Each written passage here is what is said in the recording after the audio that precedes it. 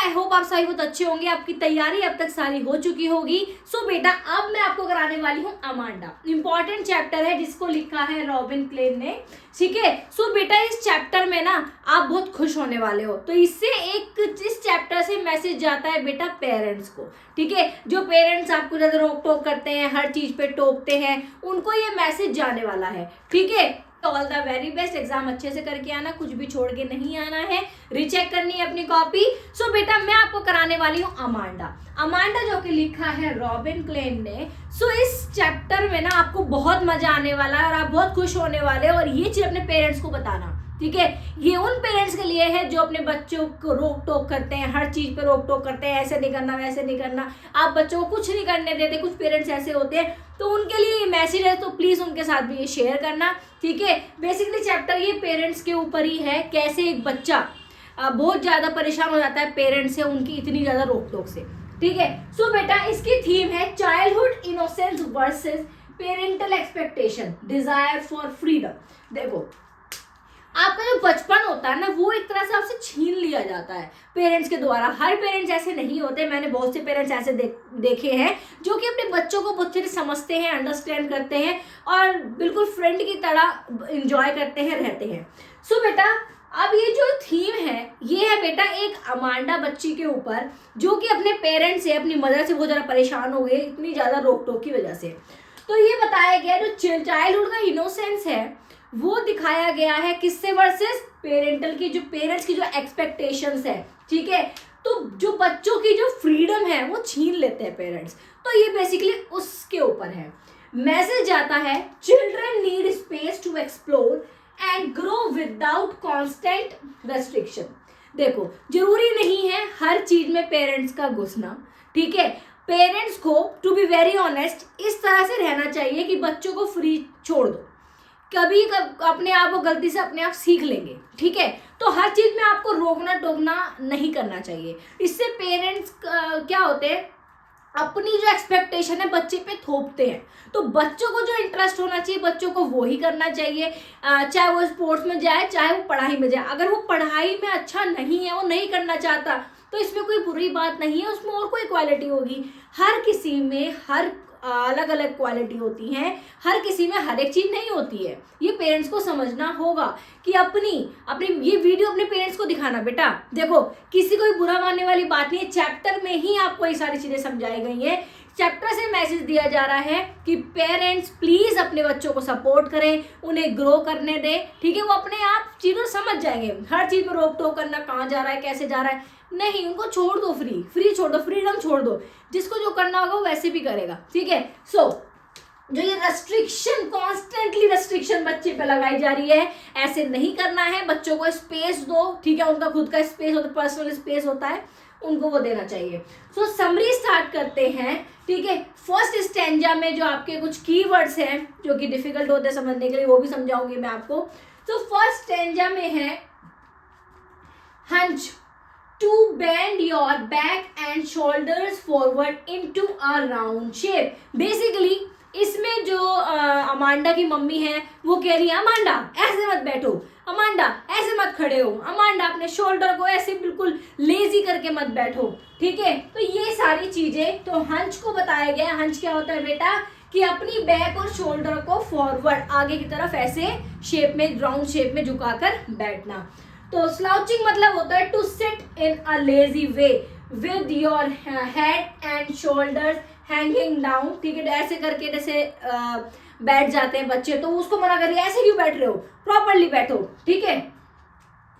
Language मतलब होता है स्थिर और शांत, ठीक है। देखो अभी आप ये समझ लो फर्स्ट स्टैंजा में ये दो वर्ड आए हैं, तो इसमें अमांडा की मम्मी उसके बैठने के तरीके पे, उसके खड़े होने के तरीके पे, हर एक चीज पे टोक मार रही है, ठीक है। नहीं ऐसे मत बैठो, वैसे मत करो, ठीक है। नेक्स्ट स्टैंजा में आता है लिंग्वेट, मैंने आपको बताया अभी, ठीक है। एमरेंट सीन, सी जो होता है बेटा वो होता है ग्रीन ओशियन, ठीक है, हरा समुद्र, because emerald is also a green colour stone. So second stanza में बेसिकली बताया गया है वो अपने आप को, अपनी मदर की बात नहीं सुन रही है, वो अपने आप को उसकी अपनी मम्मी की रोक टोक करते करते वो अपनी ख्याली दुनिया में चली जाती है। वो कह रही है कि मैं मतलब एक मरमेड हूँ ऐसे करके मतलब सोने चली जाती है। सो इसमें ये वर्ड आता है mermaid, a woman who has the tail of fish instead of legs and who live in a sea, ठीक है, जिसको बेसिकली जलपरी भी कहते हैं। ब्लेसफुली हैप्पीली, तो मतलब वो अपनी लाइफ जी रही है, वो इतनी ब्यूटीफुल है, वो मतलब अपने ही ख्याल अपने अंदर ही अंदर उगाती रहती है, वो इग्नोर मारती है अपनी मदर को, ठीक है। थर्ड स्टैंजा में आपको दिखाई देगा कि वो इसकी मदर रोक टोक करती है, क्या तुमने होमवर्क किया या नहीं किया, आपने पढ़ाई की नहीं की, मतलब हर चीज पे टोक रहे हैं। देखो बेटा, सबको पता है चलो पेरेंट्स हैं, रिस्पॉन्सिबिलिटी होती है कि हाँ आप गाइड करो, पर ऐसा नहीं होता कि हर बार करो। अगर आपने एक बार कह दिया होमवर्क करना है, उसको करना होगा वो कर लेगा, नहीं करना होगा वो नहीं करेगा। बार बार उस पर बर्डन मत डालो, वो बिल्कुल नहीं करेगा और फ्रस्ट्रेट हो जाएगा। तो ठीक है, वो ऐसे ही करके बर्डन डाल रही है अपनी बेटी पे। सो बेटा फोर्थ स्टैंजा में आता है हमारा thirsted.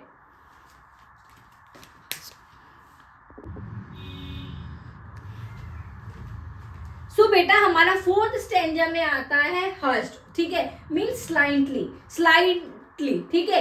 Orphan freely moving on street, वो स्ट्रीट पे फ्रीली मूव कर रही है, ऐसे सैंड में अपने निशान बना रही है, ठीक है। बेसिकली इस स्टैंजा में ये चीज समझाइए कि वो ये दिखा रही है कि भाई वहाँ पे जो है बिल्कुल पानी के पास, वाटर बॉडीज के पास बहुत ज़्यादा शांति है, वो अपना मिट्टी में ऐसे निशान बना रही है, बहुत ज़्यादा हैप्पी है, कितनी शांत है, कोई रोक टोक नहीं है, कुछ नहीं है, ठीक है। तो बेटा समझ में आ गया, मतलब वो हर चीज़ मतलब एक कभी भी वो ऐसे ख्याल में खो जाती है, अपने आप को इमेजिन करने लग जाती है। फिफ्थ स्टैंजा में बेटा क्या होता है, जो हमारी अमांडा है वो चॉकलेट खा रही होती है, उसकी मम्मी उस पर टोक देती है कि Amanda do not eat chocolates, ठीक है, तो चॉकलेट मत खाओ, ये अच्छे नहीं है, ये नहीं है, वो नहीं है, उसका बचपन छीना जा रहा है बेसिकली, ठीक है। चॉकलेट तो हर कोई खाता है, हर बच्चा खाता है, ठीक है। तो रापुंज़ल, ठीक है, एंड ट्रैंक्विल, ठीक है, इसकी मतलब बताती हूँ आपको। मतलब रापुंज़ल कहा जाता है बेटा फेरी टेल कैरेक्टर को, ठीक है, और जो ये ट्रैंक्विल है ये है क्वाइट और पीसफुल, ठीक है। अब इसमें बात करेंगे हम कि जो हम ये इनको जो रेपेंजल है इसको ना एक उसमें बंद किया हुआ है, मतलब बहुत टॉप ऑफ द टावर के सबसे टॉप पे बंद किया हुआ है, और ये ड्रैगन उसके बाहर छोड़ा हुआ है जिससे कि वो बाहर ना जाए, ठीक है, वो बहुत ऊंचाई पे है। तो एक दिन क्या होता है, वो मतलब ख्याल में चली जाती है कि उसको टॉप ऑफ द टावर में बंद किया हुआ है, वो बिल्कुल शांत जगह पे है, उसके हेयर्स बहुत ही गोल्डन कलर के बहुत ज़्यादा बड़े होते हैं। तो एक दिन उसको एक किंग बचाने आता है, ठीक है, हीरो मान लो, अब बचाने आता है उसको। तो वो तो मतलब ऐसे टार्जन वाला किंग नहीं कि वो चढ़ जाए ऊपर तक, वो नहीं चढ़ पाता है ऊपर तक, वो बहुत ऊंचाई होती है। तो वो क्या करती है रेपेंजल, ऊपर से अपने हेयर्स नीचे डाल देती है, क्योंकि हेयर्स के बहुत ज़्यादा बड़े होते हैं, तो उसके थ्रू वो ऊपर आ जाता है, फिर वहाँ से वो लोग किसी ना किसी तरह से निकल जाते हैं, ठीक है। तो ये सारी कहानी वो अपने आप से रिलेट करती है अमांडा कि अगर मैं होती तो मैं तो कभी भी वहां से ना आ पाती, इतनी शांत जगह। क्यों?